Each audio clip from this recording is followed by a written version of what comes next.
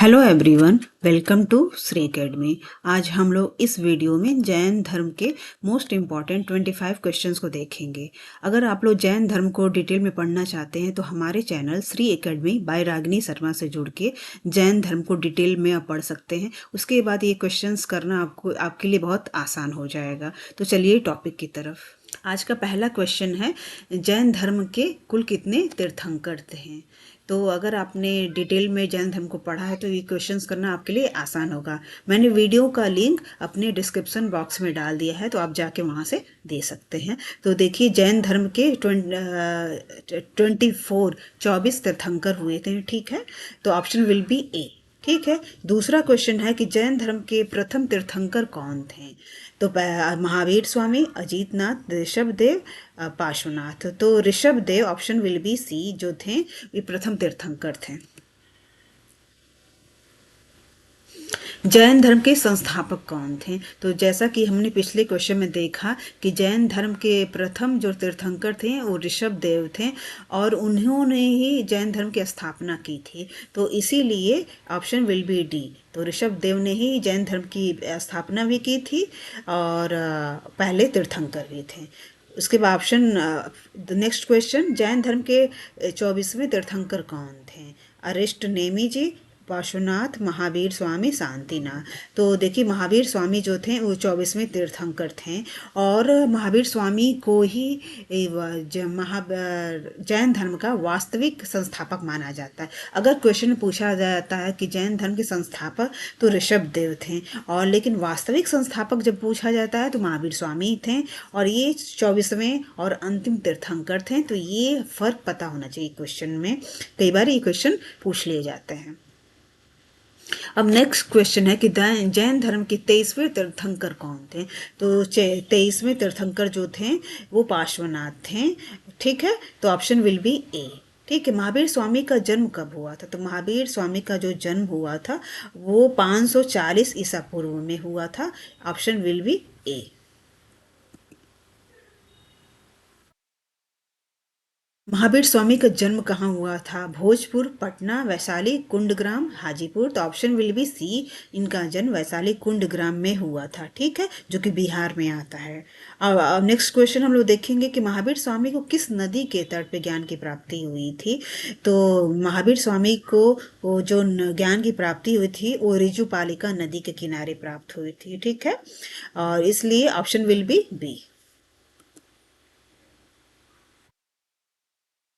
जैन धर्म के अंतिम तीर्थंकर कौन थे। जैसा कि हम लोग पिछले क्वेश्चन में डिस्कस कर चुके हैं, महावीर स्वामी 24वें तीर्थंकर थे और वही अंतिम तीर्थंकर भी थे। तो option will be C, Mahavir स्वामी।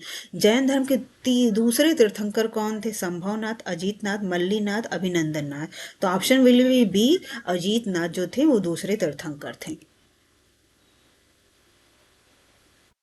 महावीर स्वामी की जो पत्नी का नाम क्या था। त्रिशला, ज्योति, यशोदा, राधा। तो option will be C, Yashoda जो थी उनकी महावीर स्वामी की पत्नी थी और जो त्रिशला थी उनकी माता का नाम था, ठीक है।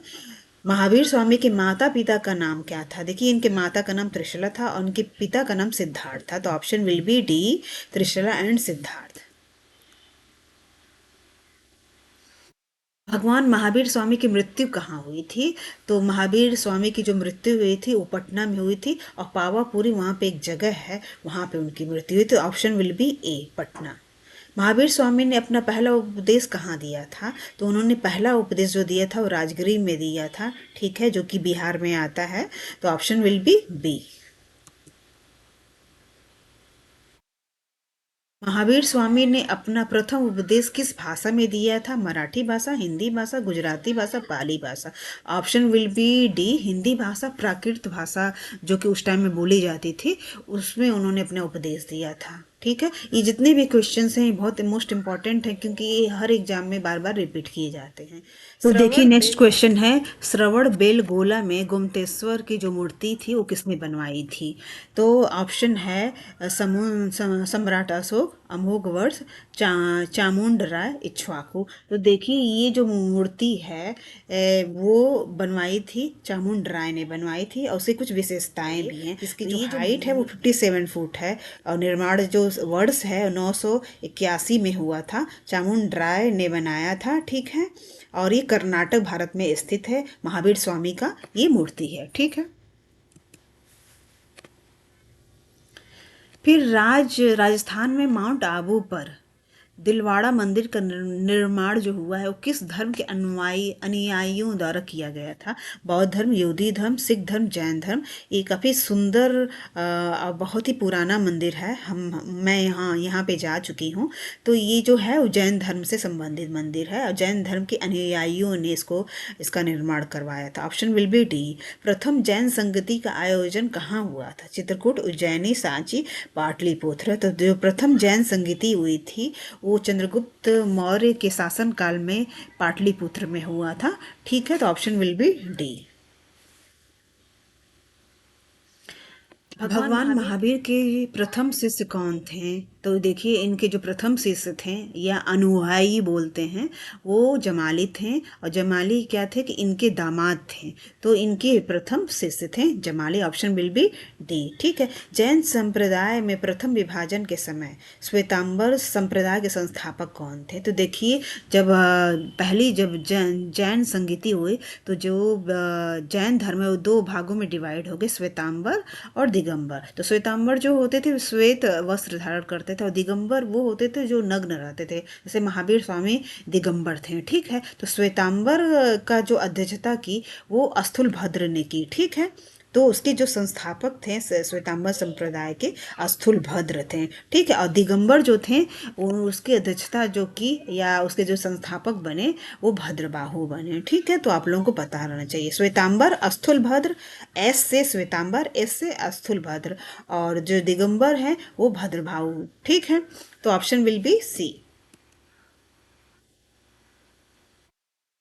निम्नलिखित में से दक्षिण भारत के किस राज्य ने जैन धर्म को संरक्षण दिया था? तो देखिए जब चंद्रगुप्त मौर्य का जब शासन था और अब मगध में वो राज्य कर रहे थे, उस समय में बहुत भयंकर अकाल पड़ा था और लगभग ये अकाल 12 वर्ष तक पड़ा था। तो क्या हुआ था कि कुछ अपने जो जैन धर्म के अनुयायी थे वो अपने रक्षा के लिए दक्षिण भारत की तरफ रुख करने लगे भद्रभाव के संरक्षण में। तो वो लोग क्या दिगंबर कहलाए, वो जो जैन भिक्षु थे जो कि दक्षिण भारत में गए भद्रभाव के संरक्षण में, वो दिगंबर कहलाए। और उनको जो संरक्षण दिया था दक्षिण भारत के राजा ने वो थे उड़ीसा में खारवाल के जो कलिंग राजा थे उन्होंने उनको संरक्षण दिया था, ठीक है।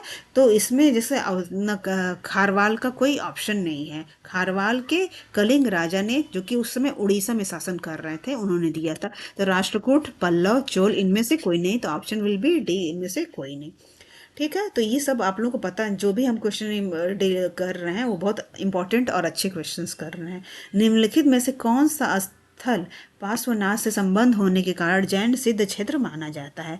तो देखिए कि पार्श्वनाथ, जब हम मेरे वीडियो में आप जाके डिटेल में पढ़ेंगे तो पार्श्वनाथ के बारे में मैंने पूरा डिटेल में कवर किया। तो पार्श्वनाथ जो थे वो 30 साल की आयु में संन्यास उन्होंने ग्रहण कर लिया था और उन्होंने बहुत सालों तक घोर तपस्या की संवेद शिखर पे किया था। तो संवेद शिखर और वहीं पे उनको ज्ञान की प्राप्ति है। तो इसीलिए जो जैन होते हैं उनके लिए ये जो संवेद शिखर बहुत पवित्र स्थल माना जाता है, ठीक है।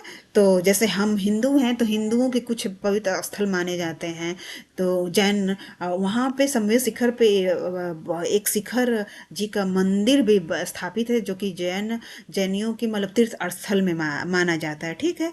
तो इसलिए संवेद शिखर इनके लिए जैन धर्म के लिए बहुत पवित्र स्थल माना जाता है, ठीक। तो ऑप्शन विल बी सी।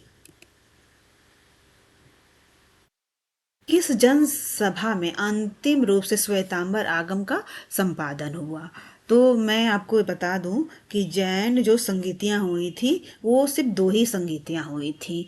बौद्ध धर्म का जो संगीतियाँ, अगर बौद्ध धर्म को आप पढ़ना चाहते हैं तो हमारे चैनल में जाके श्री एकेडमी बाई रागिनी शर्मा से पढ़ सकते हैं। तो जैन जो संगीतियाँ हुई थी वो 4 जैन संगीतियाँ हुई थी। लेकिन जो जैन बौद्ध संगीतियाँ जो हुई थी वो 4 संगीतियाँ उसकी हुई। और इसीलिए जैन बौद्ध धर्म का विचार, जो बौद्ध धर्म का जो प्रचार प्रसार बहुत ज़्यादा हुआ। लेकिन जैन जो धर्म था वो काफ़ी स्ट्रिक्ट था और उसको पालन करना भी काफ़ी कठिन था। तो इसीलिए जैन धर्म भी प्रचलित हुआ, बट उतना नहीं हो पाया जितना बौद्ध धर्म हुआ। और जैन धर्म की इसीलिए संगीतियाँ भी कम हुई। तो जैन धर्म की सिर्फ दो ही संगीति हुई। पहली जो हुई थी वो चंद्रगुप्त मौर्य के राजकाज में हुई थी, पाटलिपुत्र में थी। और दूसरी जो हुई थी वो बल्लभी गुजरात में हुआ था। ठीक है। तो इसीलिए इस क्वेश्चन में पूछा गया कि अंतिम श्वेतांबर आगम का संपादन कब हुआ। दो ही संगीतियाँ हुई हैं, जो कि लास्ट में जो दूसरी हुई वो वल्लभी गुजरात में हुआ था। तो इसीलिए इसकी अंतिम ये संपादन हुआ श्वेतांबर आगम का। तो ऑप्शन विल बी बी। ठीक है। महावीर स्वामी कैवल्य प्राप्ति के बाद केवलिन कहलाए, जिसका अर्थ होता है योग्य, बंधन रहित, विजेता, ज्ञानी। तो देखिए, महावीर जैन धर्म में ज्ञान प्राप्ति को कैवल्य बोला जाता है या कैवल्य की प्राप्ति बोली जाती है। इसीलिए उनका नाम वो केवलिन कहलाए। तो क्या केवलिन का मतलब ज्ञानी, जिसको ज्ञान की प्राप्ति हो गई उसको कैवल्य प्राप्ति बोलते थे या इसको ज्ञानी बोलते हैं। ठीक है।